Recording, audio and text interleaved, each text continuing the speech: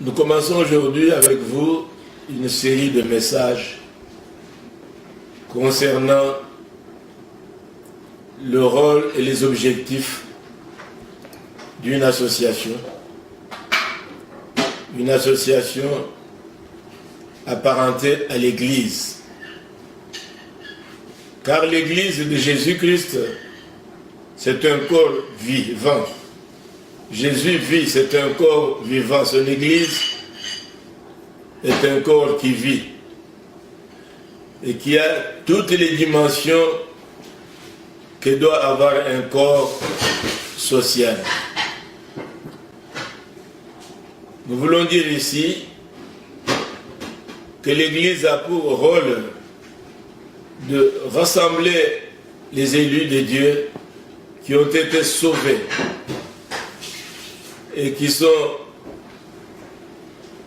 exfiltrés des nations, qui sont appelés des nations et qui sont regroupés. Ça, c'est l'Église de Jésus-Christ. Mais l'Église de Jésus-Christ, comme corps vivant, déroule son activité dans le monde matériel, le monde habité par des êtres vivants que nous sommes. Voilà pourquoi l'Église a un rôle à jouer, aussi bien au niveau des esprits humains que de cœur et de corps même. Parce que l'homme, c'est un être complet, créé avec en lui trois hommes. Nous voulons parler ici de l'homme esprit, de l'homme âme. Mes bien-aimés du Seigneur, je suis votre frère, le frère Blaise Lukao.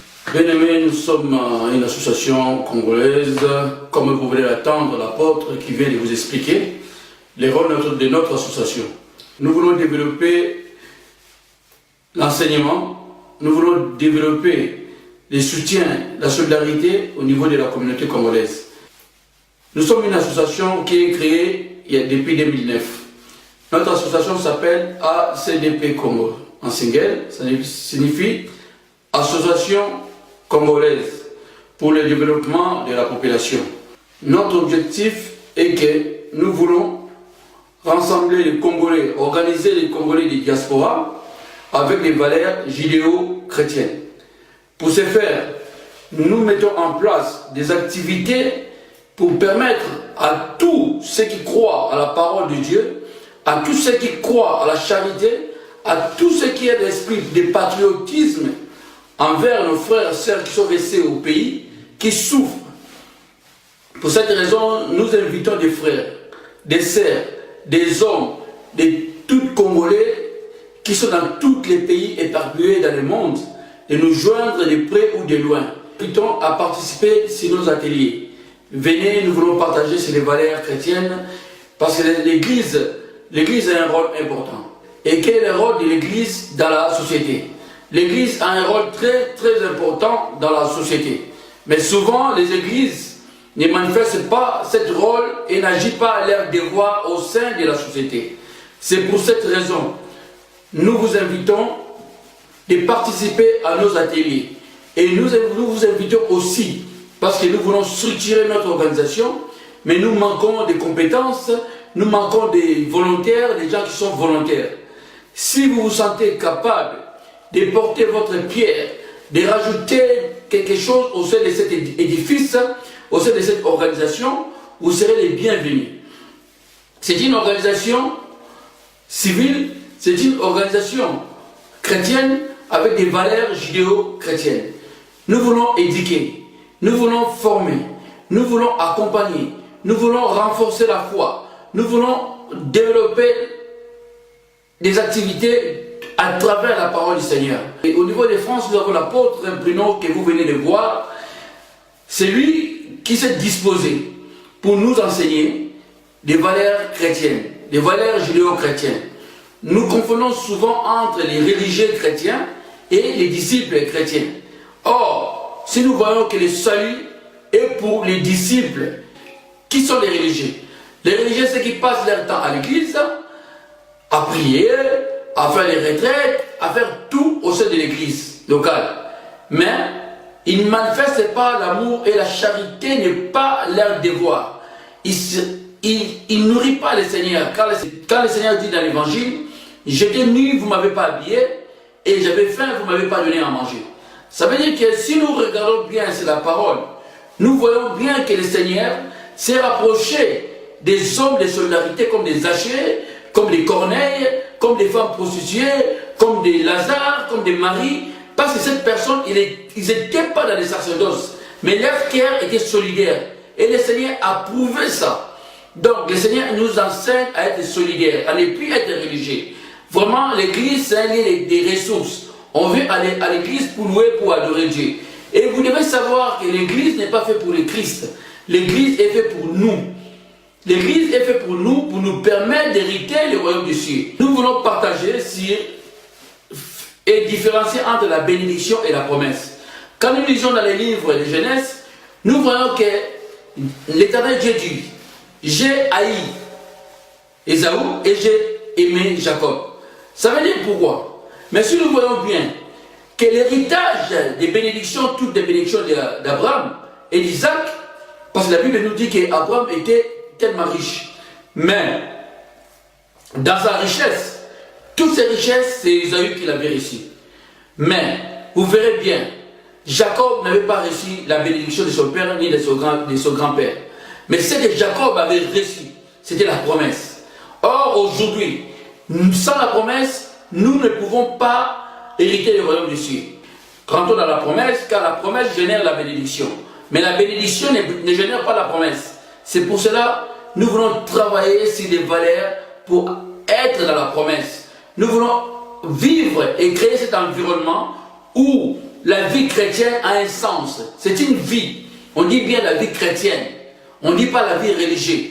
Donc aujourd'hui, souvent nous sommes dans la confusion, surtout nous, des gens de la race noire, et je parle particulièrement à nous Congolais. Nous nous trompons souvent, nous ne faisons pas la différence entre l'attitude religieuse et l'attitude disciple. Les disciples, ce sont les gens qui adhèrent à les valeurs du Christ, qui aiment le Seigneur, qui ne limitent pas le Seigneur entre les quatre coins du mur. Or, souvent les assemblées, les gens veulent remplir leur assemblée, au lieu de chercher à ramener les personnes vers le Christ. Parce que celui qui sauve, ce n'est pas les pasteurs, c'est le Christ. Les bons bergers aujourd'hui, comme lui-même le Seigneur, comme les apôtres, c'est lui qui donne sa vie pour les autres. Donc, comment je peux être pasteur, être dans l'abondance matérielle et que les brebis soient dans la pauvreté? Comprendre, nous voulons partager avec vous cette expérience, c'est très important. Vous verrez vous-même, venez adhérer, nous vous invitons plus à adhérer. Nous vous invitons à adhérer parce que nous voulons que vous deveniez des membres, vous preniez des responsabilités. Nous voulons que vous portez aussi vos savoirs, vos connaissances. C'est pour cela, avec Apôtre, les passé là, nous commençons à Paris, parce que nous sommes en France, le mouvement a commencé à Paris, et une partie à Kinshasa, que nous sommes plantés à Kassangulu, et nous sommes plantés à Bandalungwa, et nous sommes plantés à Massina. Donc les pasteurs qui développent ce pastorat au niveau de la RDC, il s'appelle le pasteur Joseph Kaninda, que beaucoup de personnes qui connaissent, c'est un pasteur sérieux, tout ça. Nous avons confié cette tâche de s'occuper des locaux, de ceux qui sont en RDC. Bon. Et puis, l'apôtre, au niveau de France et des autres pays d'Europe, pourquoi pas même vers l'Amérique, lui s'occupe de l'enseignement apostolique. C'est les sacerdoces.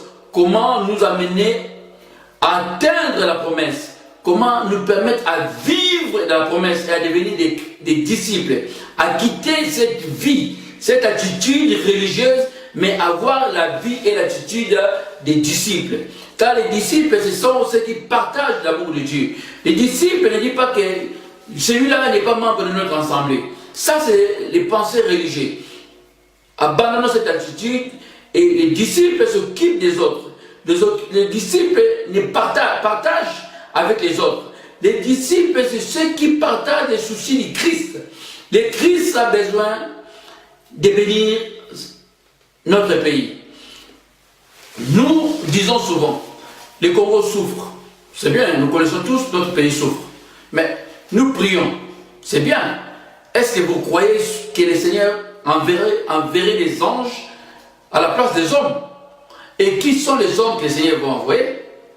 Quand nous lisons dans les livres de Néhémie, nous voyons les démarches de Néhémie.